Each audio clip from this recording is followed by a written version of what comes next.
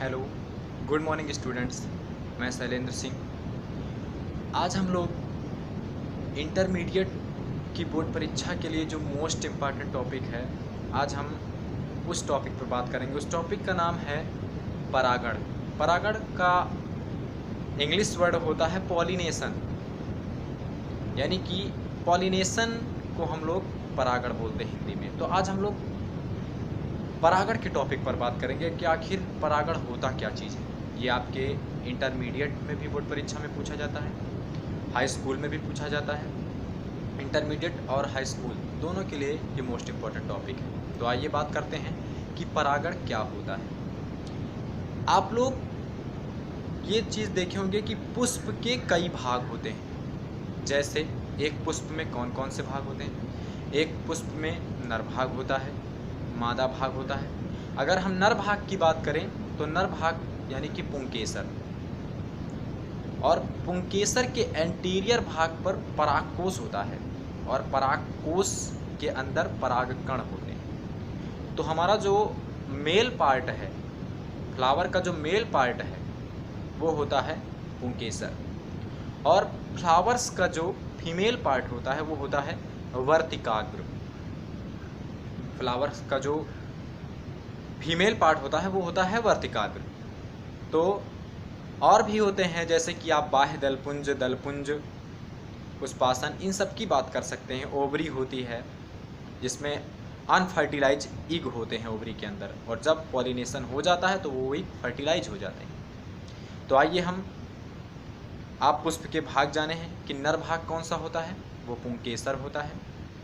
मादा भाग कौन सा होता है, वो वर्तिकाग्र होता है। तो आइए जानते हैं परागण की परिभाषा क्या होती है। तो परागण की परिभाषा होती है कि परागकोश के यानी नर भाग के परागकोश से परागकण निकलकर मादा भाग के वर्तिकाग्र पे पहुंचते हैं या स्थानांतरित होते हैं।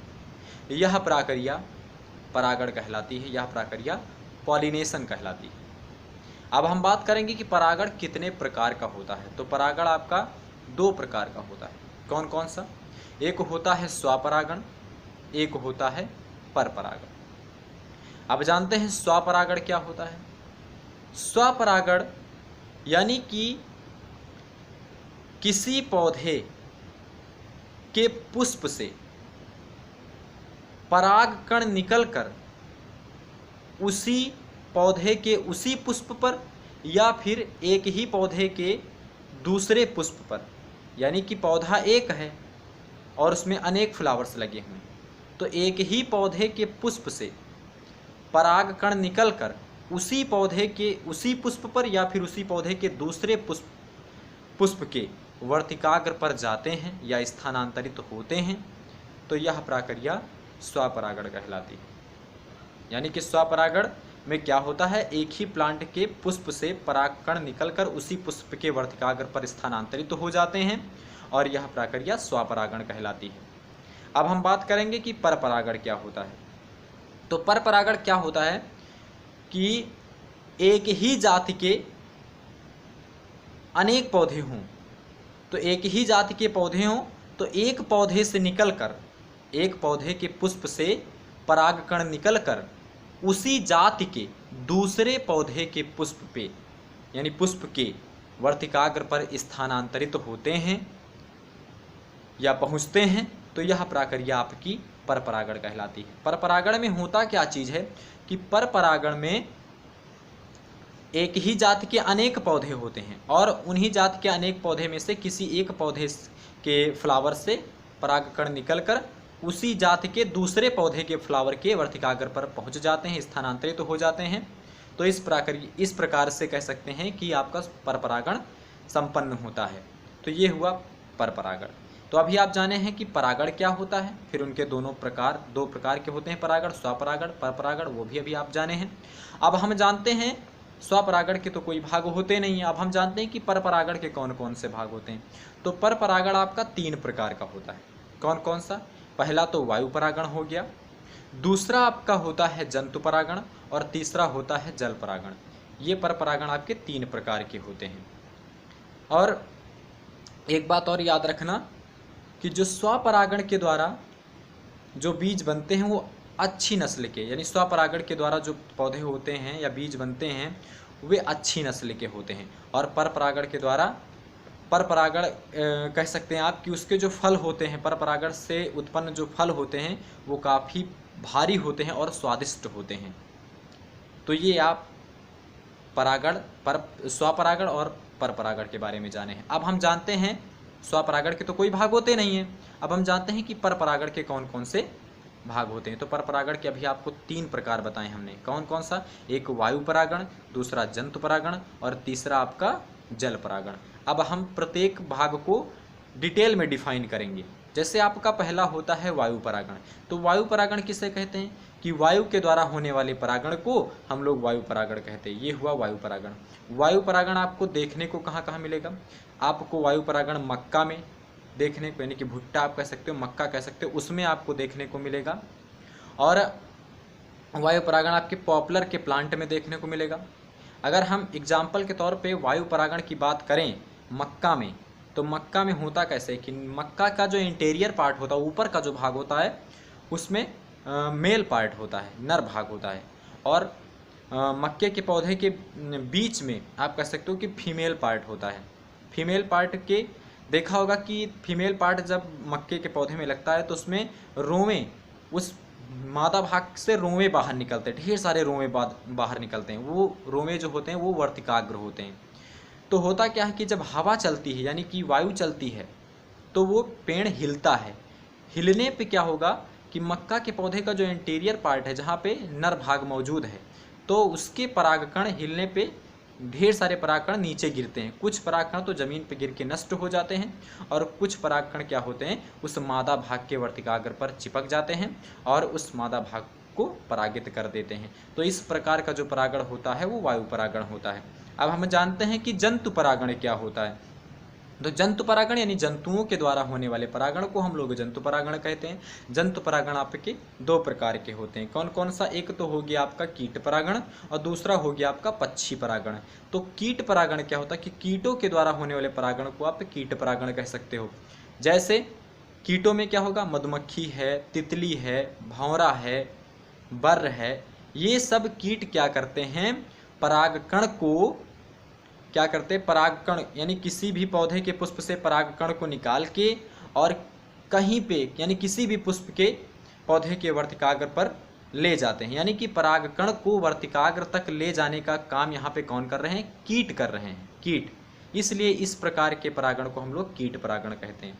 तो यानी कि परागकण को कीट लेके जाते हैं और दूसरे पुष्प के वर्तिकाग्र पे वो परागण कीट के द्वारा चिपक जाते हैं और उसे परागित कर देते हैं। तो इस प्रकार का परागण आपका जो होता है वो कीट परागण होता है।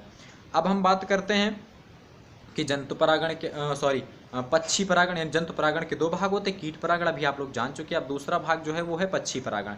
तो पक्षी परागण में क्या होता है कि पक्षियों के द्वारा होने वाले परागण को हम लोग पक्षी परागण कहते हैं। जैसे पक्षी परागण में क्या होता है कि आप कह सकते हो कि सेमल में कौवा और मैना के द्वारा परागण होता है, कदम्ब में चमगादड़ के द्वारा परागण होता है। तो इस प्रकार से पक्षी द्वारा होने वाले परागण को हम लोग पक्षी परागण कहते हैं। जो परागण पक्षी करते हैं, यानी पक्षी के माध्यम से परागकण वर्तिकाग्र पर पहुंचते हैं। किसी पौधे के पुष्प के वर्तिकाग्र पर परागकण किसके द्वारा पहुंचते हैं, पक्षी के माध्यम से पहुंचते हैं। तो इस प्रकार के हम लोग परागण को पक्षी परागण कहते हैं। तो ये हुआ हमारा पक्षी परागण। तो हम लोग जंतु परागण के 2 भागों को जाने हैं, कीट परागण और पक्षी परागण। अब हम 2 परागण यानी पर परागण के जो 3 भाग थे उसमें से 2 भागों को जान चुके हैं। कौन कौन सा? एक तो वायु परागण जान चुके, दूसरा जंतु परागण। तीसरा जो हमारा है वो जल परागण है। जल परागण कैसे होता है? जल परागण में होता क्या है कि तालाब में होता क्या है कि इसमें परागकण जल के माध्यम से, परागकण जल के माध्यम से तैरते हुए वर्तिकाग्र पर पहुंच जाते हैं, यानी मादा भाग पर पहुंच जाते हैं। तो इस प्रकार का परागण आपका जल परागण कहलाता है। यानी कि वो परागकण किसके माध्यम से पहुंचा वहां वर्तिकाग्र पर, जल के माध्यम से, इसीलिए इसको हम जल परागण कहते हैं। तो ये हुआ हमारा जल परागण। तो जल परागण एग्जाम्पल के तौर पे आपको किस में देख सकते हो, आप जल परागण देख सकते हो जलीय लिली के, यानी एग्जाम्पल क्या है, जलीय लिली। जलीय लिली में आप जल परागण देख सकते हैं।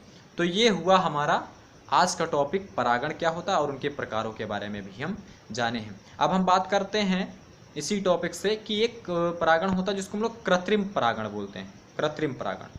तो कृत्रिम की जहाँ बात हो आती है वहाँ मानव हस्तक्षेप करता है, यानी कि कृत्रिम परागण में मानव के द्वारा, कृत्रिम परागण मानव करवाता क्यों है, अच्छी नस्ल के पौधों की प्राप्ति के लिए कृत्रिम परागण मानव करवाता है। अच्छी नस्ल को पाने के लिए कृत्रिम परागण कौन करवाता है, मानव करवाता है। तो कृत्रिम परागण में मानव के द्वारा परागकण को निकाल कर और मानव के द्वारा ही किसी पुष्प के वर्तिकाग्र पर पहुंचा दिया जाता है। तो इस प्रकार का परागण आपका क्या कहलाता है, कृत्रिम परागण। यानी जो परागकण हैं वो परागकण वर्तिकाग्र पर किसके माध्यम से पहुंच रहे हैं, मानव के माध्यम से पहुंच रहे हैं। क्यों पहुंच रहे हैं, क्योंकि मानव को अच्छी नस्ल के पौधे चाहिए। तो उन परागकण को मानव स्वयं अपने द्वारा ले जाके किसी पुष्प के वर्तिकाग्र पर डालता है और उनको परागित करवाता है। तो इस प्रकार का परागण जो होता है वो कृत्रिम परागण होता है। तो दोस्तों, मित्रों और स्टूडेंट्स, आज की क्लास में इतना ही। मैं शैलेंद्र सिंह।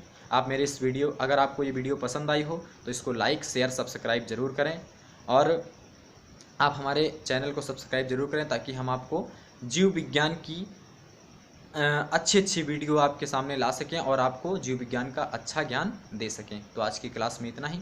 धन्यवाद।